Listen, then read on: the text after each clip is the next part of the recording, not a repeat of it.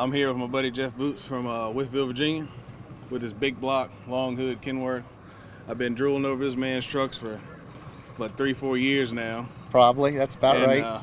It's always a treat for him to come out and bring something new every time almost.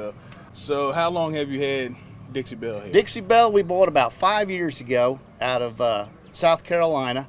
Elder gentleman that had it, I guess, got a little bit too old and decided it was going to need a new home, and it was us. We actually had to tow it home. The air leaks were so bad in the dash it wouldn't build air, you couldn't move it, but it did run. So we got her home, we got the dash straightened out, and we'd run this for like the last 3-4 years until this spring I got a wild hair and decided that I was tired of it leaking air so bad underneath that I spent 3 days under it. And let me tell you what, I come out looking like I worked in a coal mine. So, and my knees were swelled up. I was real glad to have it done, but now it builds air, keeps air, works out real good. Now in the future, Wayne, I got a 900 horsepower KTA to put in this little girl, and you see it in Winchester, it will be smoking. I'll be looking forward to that one. Now, I want you to give everybody a quick rundown of the collection of Ks and everything else that you've compiled. We've got several big hoods. We've got several standard hoods.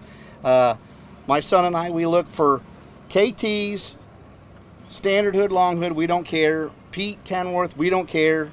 Or needle nose, something special, little window needle nose. I would say that next year you'll see a needle nose KW with the K sitting in it.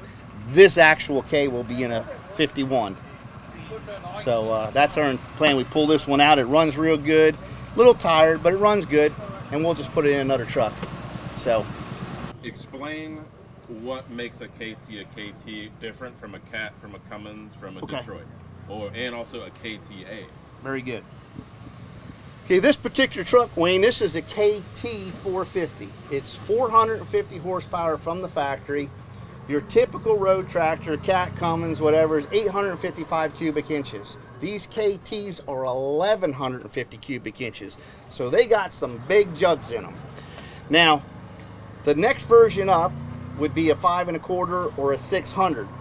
They get an aftercooler on them, and they jump significantly in horsepower. But these are the big dogs when it comes to trucking. You can get a V8 Cat, you can get a V8 Detroit, you get a V12 Detroit, but if you got a KT, you got it. If you do not want to be passed, you are not going to be passed. So they really haul the mail. You hit a hill, typically you don't even have to drop a gear. You may have to split one, but that's about it.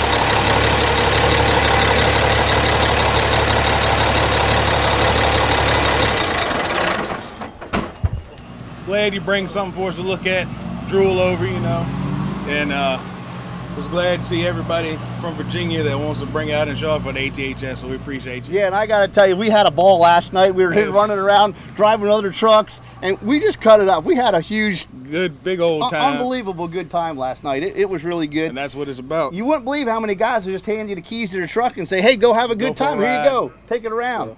So, a lot of trust in this young man. He's a super nice young guy, and we're real glad to have him amongst our crowd. And so, I appreciate looking forward to having him a long time.